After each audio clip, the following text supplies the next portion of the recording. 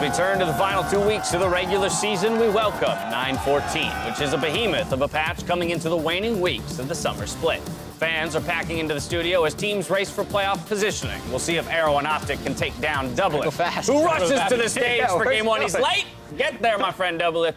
Hello, everyone, and welcome to LCS Countdown, where for 30 minutes we break down 9-14 and look at the rides players are taking to the playoffs until the timer reaches 0 and we jump into Champions Select. Now, if you're in the Detroit area, make sure you don't miss your chance to see the pros up close. Tickets for Summer Finals, presented by Rocket Mortgage, are on sale. So reserve your seat at the Little Caesars Arena on Saturday, August 24th, and Sunday, August 25th. We are also excited to announce for the first time that Riot is partnering with State Farm to host the LCS Summer Finals Cosplay Contest, where 5 talented cosplayers will be selected and flown out to experience the finals weekend in Detroit. Cosplayers will compete for the grand prize, a round-trip ticket to the 2019 World Championship Finals for them and one friend, as well as a cash prize of $5,000. Learn more at riot.com/finalscosplay. If we take a look, though, at how the teams rank going into the Week 8, we still have Team Liquid driving towards playoffs looking for a bye, while Cloud9 and Catalogic Gaming try to contest for a semifinal berth of their own from second place currently, followed by TSM and Optic Gaming tied for 4th, and then a 3-way tie for 6th between 100 Thieves, Clutch Gaming, and Golden Guardians. Now, the day kicks off today with Optic Gaming hoping to take down Team Liquid, then FlyQuest aims to keep their playoff dreams alive versus Cloud9. We've got 3 more matches before we call it a day. Game 1, though, Team Liquid returns to the Rift as the first team to secure a playoff spot and aim to continue their 5-game win streak here. Yeah, they've been an absolute machine this entire time. There was that brief period right at the beginning where they were struggling, coming off a bit of a MSI hangover, it kind of felt like. And ever since then, they've been dominant. They're on the longest win streak in the league right now, and they're absolutely crushing everyone. Yeah, and it's a different look from Team Liquid than what I saw last year or a year and a half ago, because they actually beat most people in the early game and can often seemingly adjust their strategy a little bit to actually just counter their opponents and become a much more flexible team. It was all about killing just the bottom lane, but now they are succeeding in multiple roles. I know Impact actually leads the league for kills as a top laner, so that's a new look for Team Liquid. Interestingly enough, they also have the shortest game time, which is something that they did not have at all last spring, where they would drag on games for quite some time, and now, well, they just body the competition. Yeah, short game times dictated by strong early games for Team Liquid, and I think so often when we talk about strong early games for teams, we're looking specifically at junglers. And so, to kind of stick with the trend there, I do want to turn a spotlight onto Xmithie and really decipher where he is spending his time and his resources in that first 15 minutes of the game. Well, it's really interesting because his actual jungle proximity number relative to his team is not that high compared to the rest of the league, and it is relatively evenly distributed across his team. However, what's this? This and yellow are his assists across the map, and the red are the kills. And so even though he's relatively even in his proximity, the vast majority of the playmaking still happens around the bot side of the map. Yeah, this is all in the first 15 minutes. It's important to clarify that, but as you mentioned, Mark, we see the bot lane littered with both yellow and red. A couple kills up there in the top lane, and a few in the river, likely indicating Scuttle Crab. I think what's really interesting is that there's not a lot in the bot side of river around Dragon, and so much more around the bottom lane, indicating tower dives and indicating a lot of pressure around there. So this is a team that's not contesting or being contested at Dragons. They go for dives first, and then they secure the objective for free. So while you say, Mark, that he's not necessarily spending a ton of time around his laners, it does appear that the time he spends is effective. Well, the other interesting thing is, even though he, in terms of raw jungle proximity, is not that high, his jungle proximity difference is actually the highest in the league. So enemy junglers have a harder time against Team Liquid than anyone else, and that allows him to go for really high opportunity plays, so he doesn't need to spend as much time there. Yeah, it's always so difficult to analyze exactly how a jungler is performing because so many of those stats require a huge amount of context. Team Liquid also has incredibly strong laners, but I do feel like it does show that Team Liquid as a unit performs to each other's strengths very well. Well, ahead of his match today, Meteos went through the process for Optic with playoffs just around the corner. Take a look. I think we're trying to just be more disciplined in our practice is a big thing. Like, a lot of times in practice, we just sort of, like, play for fun almost. You know, like, if we're losing a game, we go for the 1% plays. That will never work, and you would probably not even attempt it on stage. And sometimes when we're winning games, we, like, flex really hard and throw the game. So I think we're just really trying to not do that as much, you know, just be like, okay, would we do this in LCS? Even if we have the opportunity to like overreach and get more, we're like, okay, you know, if this was a closer game, we wouldn't do this. Let's just go through the steps. So we're really trying to put an emphasis on the process that we're doing in the game. That way, you know, the more you repeat it, the more familiar you become with it, and then it gets smoother. Don't screw with me like that. Say words, Crumbs. All right, yeah, say so, words. Listen, if you think about how often these teams play, the reality of it is that the stage matches are few. They're a tiny percentage of how much they actually play. So by prioritizing your practice and making sure that you actually do what you do on stage in practice, it really makes your team so much better. So that's Meteos making sure that their practice is where they put most of their emphasis in their play, and then as a result, the 2 games a week they play on stage will be a ton better. Yeah, the whole practice environment in League of Legends is one that I continually find intriguing, right? The idea that how do you improve when game states can be dictated by the champions that are on the map at any given moment, gold leads, items, and all of that, that, you know, you're constantly in unique and new environments. Yeah, and I do think that there are 2 different ways you can cut it. Meteos just talked about, let's try and make our scrims more like we would play on stage, whereas oftentimes teams are going to say the other thing and say, we want our stage games to look more like our scrims. So they're going on that let's play more passive all the time rather than trying to push the tempo, which is interesting. I think it's been working for them too because their bot lane and top lane have both been playing a lot better. Arrow and Big, apparently, according to Biofrost, when we were talking to him, he says that they've actually been playing phenomenal in scrims, and so it's kind of finding that middle ground between the scrims and the LCS games that their bot lane seems to be finally hitting. I mean, if you think about it, you're scrimming usually 2 blocks of best of 3, so that's about 6 matches a day. 4 times a week. You got 24 games of practice and 2 of LCS. I usually side with making sure that your practice goes well. All right, but taking a look at the bot lane stats, as you mentioned there, Mark, they definitely have been performing, at least by those numbers. But I as well want to take a look at the top lane because Dokla, in their 2-0 week just last week, really popped off. Yeah, he got Aatrox both games, did have slightly easier opponents in the first game where he played up against Echo Fox, but he absolutely destroyed. Aatrox is something you have to completely prepare for when you're playing against Dokla. No longer is he one of these top laners that you just say, okay, let's let him play, and like, what's the worst that could happen? Well, the worst that could happen is he 1v2s your jungler in top lane when you go up there and you lose the game. Because he did that twice last week. Another interesting stat about Optic is actually that they are second in the least death at 15 at 36, and only behind FlyQuest, which has been the most inactive of our team so far. So that really tells you a ton. And you're thinking, well, does that mean that they don't do a whole lot in the early game? And they're actually in 3rd place for the most kills at 15 as well, with Team Liquid at 4th with 50 kills, and they have 46. So this is a team that is really good at making a lot of plays happen and not giving a lot to the opponent. Now, we've just done a lot of talking up for Optic, so I'm going to bring us back down to earth real quick with one fun statistic, which is the head-to-head record between Optic and TL over time, which is 7-0 in favor of Team Liquid. But how bad is it this split dash? It's got to change 1-0. It needs to change at some point. Exactly. So that's what Optic is hoping to do today. It seems like they have all the pieces to make it happen now more than they ever have. We are going to take a quick break. When we return, we look at patch 914 and how it could impact pro play. Stay tuned.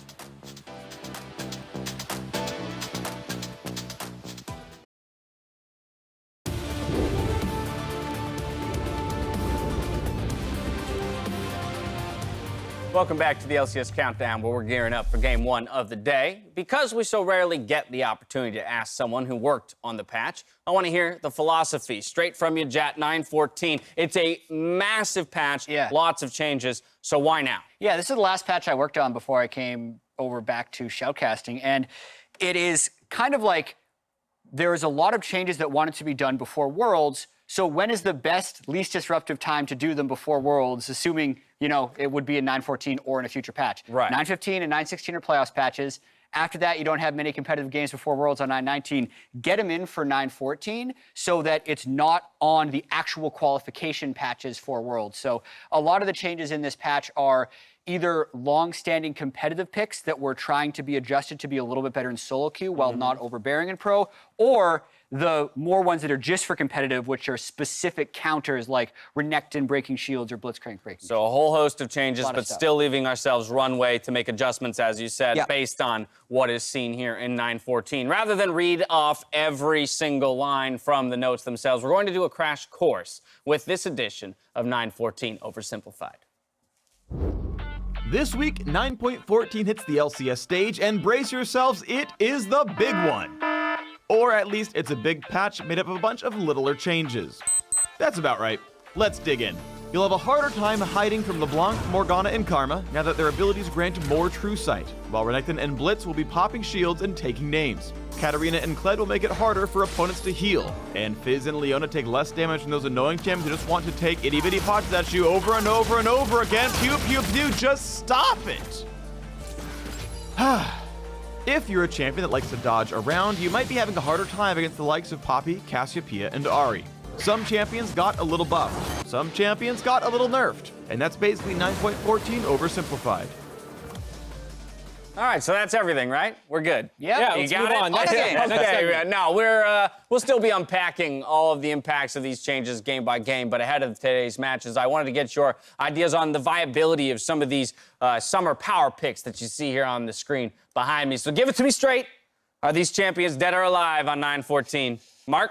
I'm going to start out with Lux, and she is dead. Dead! No! Not like... Never to be seen again, ladies and not gentlemen. quite. Okay, not quite that Not dead. quite. Just mostly dead. She's still around, but she went from like an 80% presence champion down to a 30% with these changes. I mean, her strongest power in professional play was her shield, 150 rank 1 that would hit 2 people and just give you an unbeatable trade in lane. That's been pulled back a lot, and they've given power in other areas that make her better mid lane, but she has become a lot weaker in the bot lane, so you won't see her nearly as much. Okay, so a sharp drop off there for Lux. Let's talk about through some of these others. A big flex pick in Silas, who had found his way into the jungle most recently. Yeah, and Silas is one where these were a lot of changes to try and push his solo queue win rate up a bit while not having him be 100% pro pickable.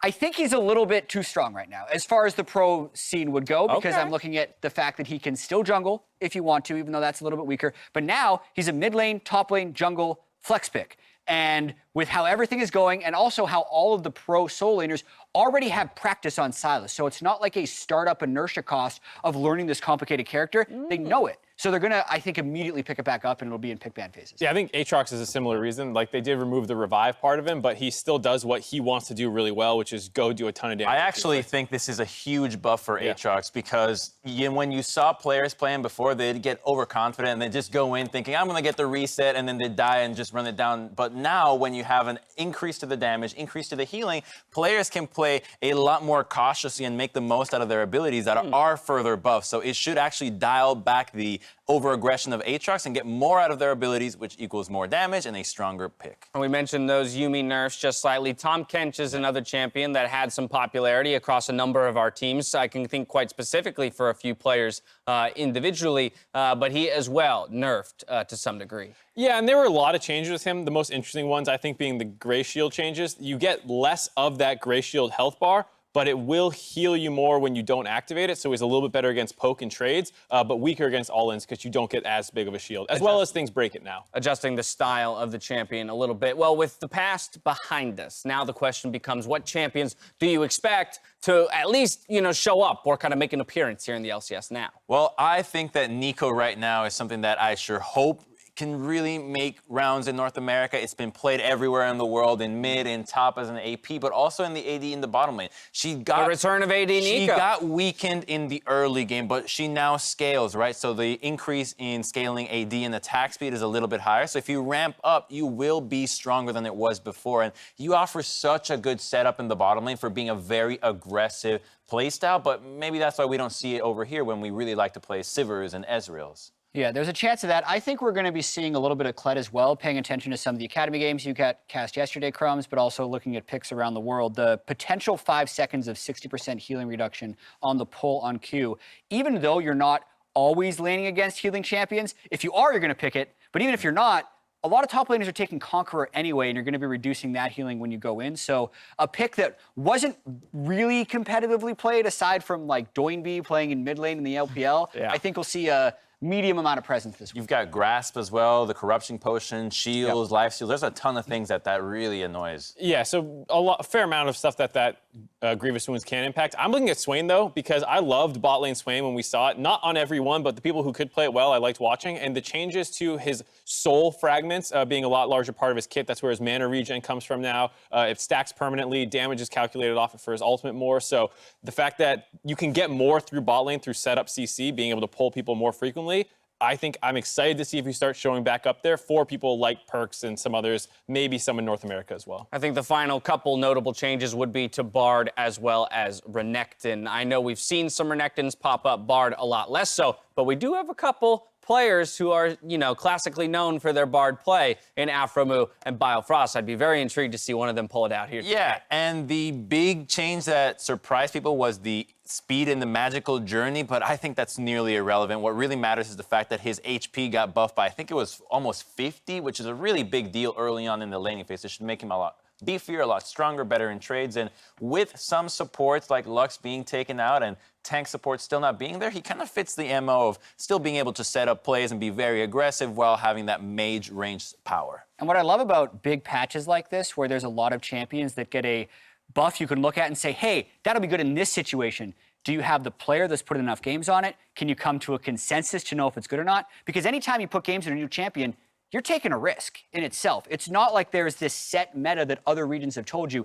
Everyone started playing 9-14 a couple of days ago for Pro, and they're going to be teams that come to different conclusions. So I agree with you. I hope the Bard players pull apart. A whole lot of changes. We'll see which one of them take effect. We're going to take a quick break. When we return, we look at the road to finals and which teams, we think, will make the trip.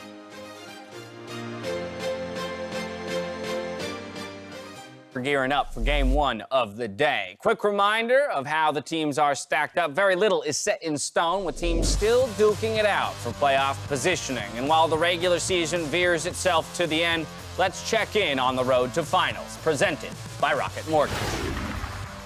Now, on the path to Detroit, the first three teams to make the race to Little Caesars Arena are assumed to be Team Liquid, Cloud9, and CLG. And so with that assumption, Jats returned to the scene. The rest of us on the desk are going to try and sell you on the perfect set of wheels, all right, to take that fourth and final spot in Detroit. Now, this might seem unfair, all right, but I'm the host, so it goes the way I say it does. I'm going to come out the gate hot with the best deal on four wheels. It's the Optic Mobile, my friend. Now, what you have is a crowning achievement in roster engineering, a compact ride with big attitude that's quick like an arrow. And with this ride, you know what you're going to get. Doesn't matter what the jungle of the freeways hold. It can navigate mid to late game decision making with ease. And just when you think you know this machine inside and out, they pick up speed and blaze themselves to a 2-0 weekend, making far more expensive models pale in comparison. So if you want to make it to old Detroit,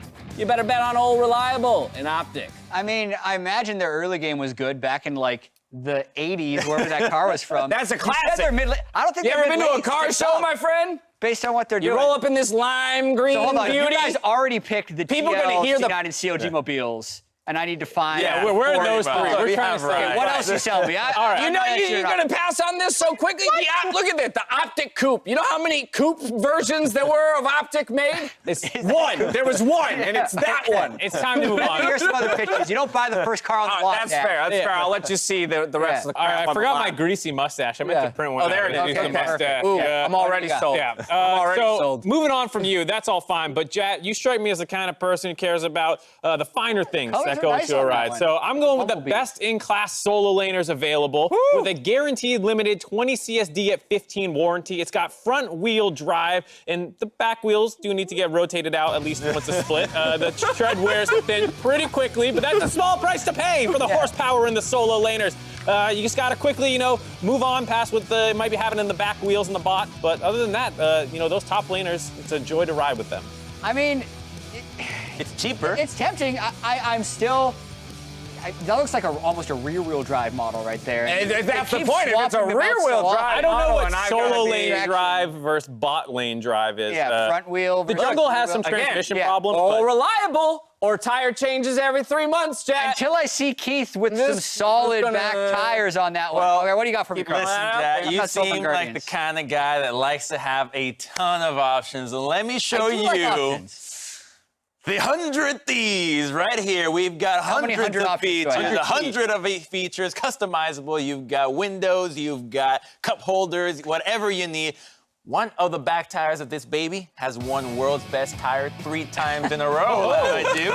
On top of that, this is a German-inspired engine. So the engine is in the front, therefore it is a top-heavy car, but fear not, because this drives like a German vehicle. We got a German driver to go with you, which guarantees late-game efficiency. I It's didn't gonna know take drivers you. came with the cars.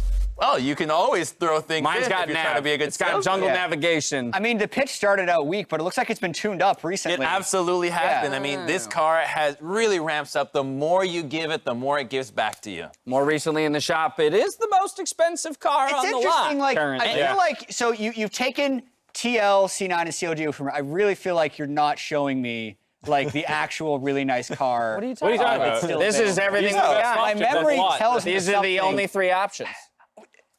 That's the one that I think I want. You want guys- that piece of junk? Yeah, You want it's that? the most That expensive. thing barely functions. I feel like that thing has probably been to more finals. That than thing's any been of these struggling other to find things. its identity all year long. It Yeah, but always like- lets you down at the end. A little Right. shaky at first, but I'm sure like the engine in the middle of that car Here's the deal. is very It'll get you, very it'll get you valuable to Detroit, but you engine. probably ain't getting back in it. If That's you all want I'm a saying. front engine, look at the engine on the 100 Thieves car. It sticks out way more. Look at the power. Listen, you can clearly see. Look, I've been around here a while. lime green or nothing, my friend. Yeah, I'm going black and white. He's going TSM, black and white. Well, there you have it. Game time shaking out in just about 3.5 minutes. Let's go ahead and get some predictions for the day. Before we jump into your thoughts, I decided to test your prediction skills in a game of chance. Let's take a look.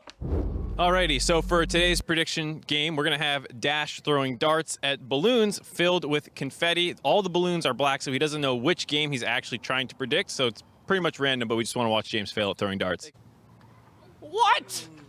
Right in the middle. What happens? You First ever League of Legends draw will occur. you keep throwing. Okay, here we go. We're just gonna. There we go. Woo! Najee, which one do you think is Cloud9? Because that's who I think is gonna win the game. So 2 of them are Cloud9. Which ones am I aiming for? Always on top. Always on top. That's damn right, baby. Here we go. The top balloon. Ah, that was close. Try not to miss. We're running out. Your worst shot. You know what? I'm trying to. Should we I don't just- want to get in the way of his arm. You said the cord was the line? Yeah. All right, just as long as the cord is the line. This feels fair to me. I still miss. All right, here we go. Top balloon, Top baby. balloon. Top balloon. Yeah! Hey, it's Cloud9. I think 100 Thieves will win So this you game. want red? I want red. Is what we're hoping for with this, and so I'm going bottom left because I think they're throwing me a curveball here. Oh my goodness! You're getting worse. I am getting worse. There we go. Hey! Got what I wanted. 100 Thieves. TSM Echo Fox.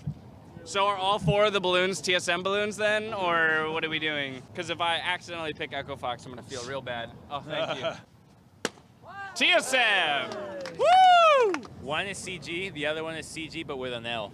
Takes the L. Find the L. God, what would I do without you? Oh! Damn you, Mark Z! Are they all? Your dumb rules. Are they all Are they all clutch gaming? clutch? Oh no. Okay. Yeah. Well, there you have it. I'm confident in 3 out of my 5. That's not bad. That's about what you guys normally get. So. That's 3 out of 5. I had a great comeback. They just cut it. Yeah. So we did. Very quick. I remember it. It Smart. stuck with me. It was burned into my brain from that Yeah. moment. All right, let's take a look at your guys' predictions and how they would pair up against. The exact same? The dart said something The different. darts though. said differently. So the darts chose Optic in game 1 and Clutch in game 5, but it did as well pick C9, 100 Thieves, and Man, TSM. Jet hasn't got a game right all split. Or wrong, I Mark. spent all week looking at reasons for Optic to beat Team Liquid, but I just couldn't find any. Yeah. The Really? 7-0 record is just. But we went through so many of the reasons why they could beat Sure, TL sure. earlier in the show. Yeah. But you think just the historical It's numbers are just gonna keep historical numbers, stacking? and then the last time they met, it was just a disaster of a match that was supposed to be a really hype one that let me down. All right, well, look, Optic Gaming, 7-0 is what they're staring down the barrel of. Let's see if they can make it 7-1 as we throw it out to the battle arena for the call. Thank you very much, gentlemen. My name is Clayton Captain Flowers Reigns. I am joined once more by one of my favorite compatriots here at the casting desk, Mr. Sam Kobe Hartman Kinsler. We're going to be bringing you the first 3 games here today. Kobe, how are you doing, my friend? Pretty good. One of the favorites, I would like to be number 1. It's either I'm first or I'm last, Captain Flowers. That's one way to live your life. Second place is not a medal you're looking to get. How does that work out for your TFT climbing, though? Because that's a rough strategy. Well, currently I'm last because I am not first. Okay. But Team Liquid, That's unfortunate. Team Liquid are indeed your first place North American.